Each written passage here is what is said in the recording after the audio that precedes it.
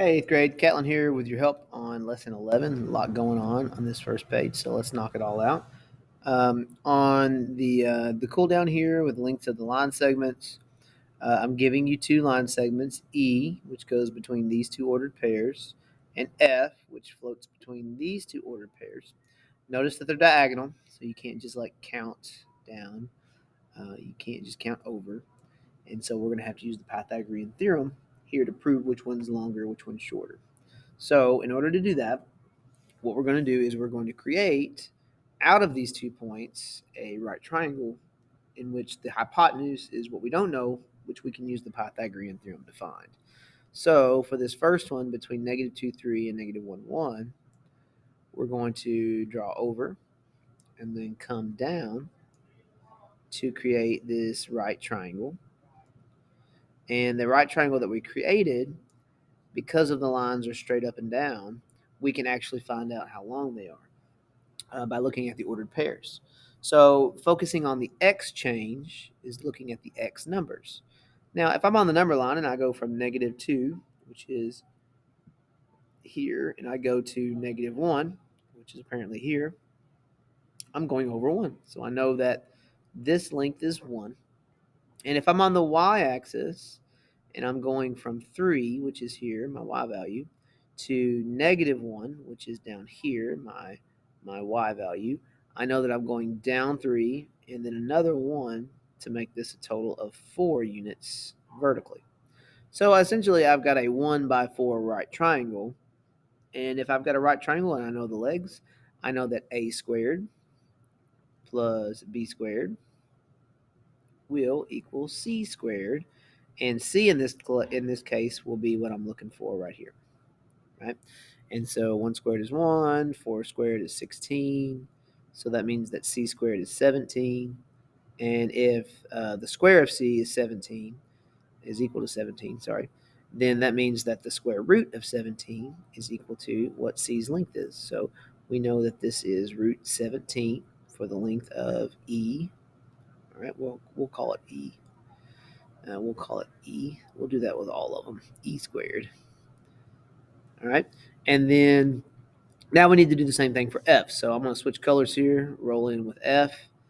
F would make this right triangle here, which on the x-axis goes from negative 1 all the way over to a 2. This is a 2. This is a 1. So if I go from negative 1 to 2, that is a 1, 2, 3 movement.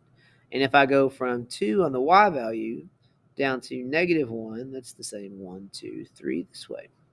So I have a 3 by 3 right triangle, and I'm trying to find out what its hypotenuse is. So a squared plus b squared are the same, equals c squared, which gives me 9 plus 9 equals c squared, or 18 equals c squared. And if c squared is 18, then that means that root 18 is what c's value is. Now, technically, all of these c's are f's, right? So think of all of these as being f's, f squared, f squared. Now we found f, and that's root 18. And we will say that since root 18 is greater than root 17, f is greater than e. All right. And down here at the bottom, I've got a few more triangles for you to work out.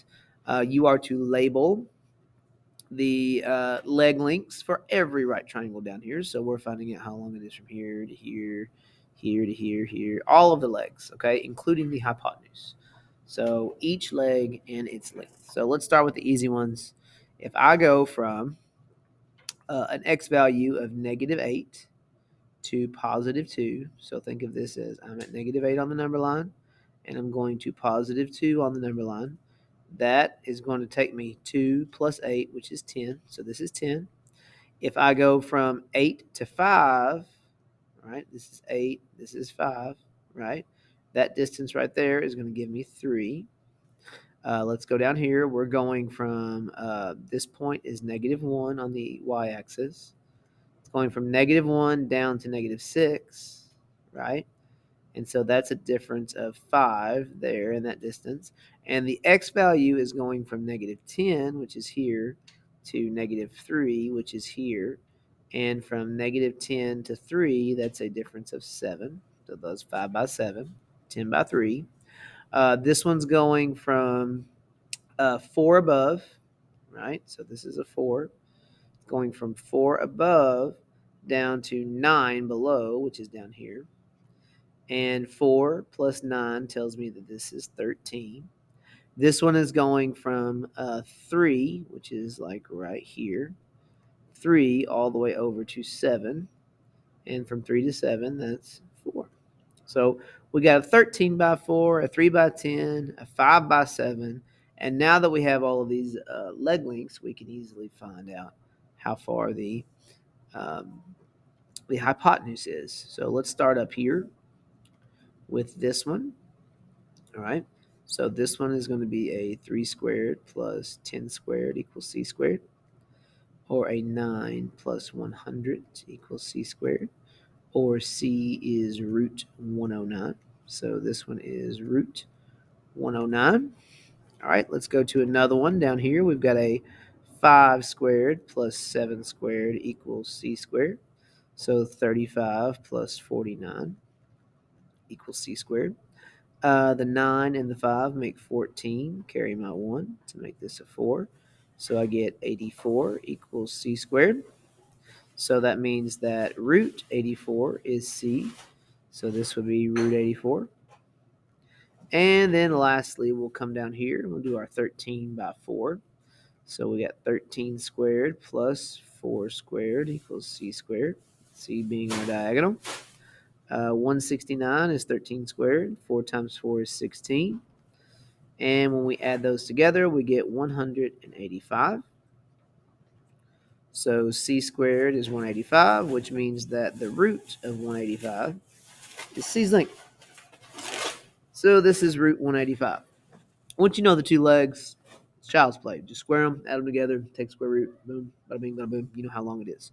And that's your video for your homework on lesson 11. See you guys later.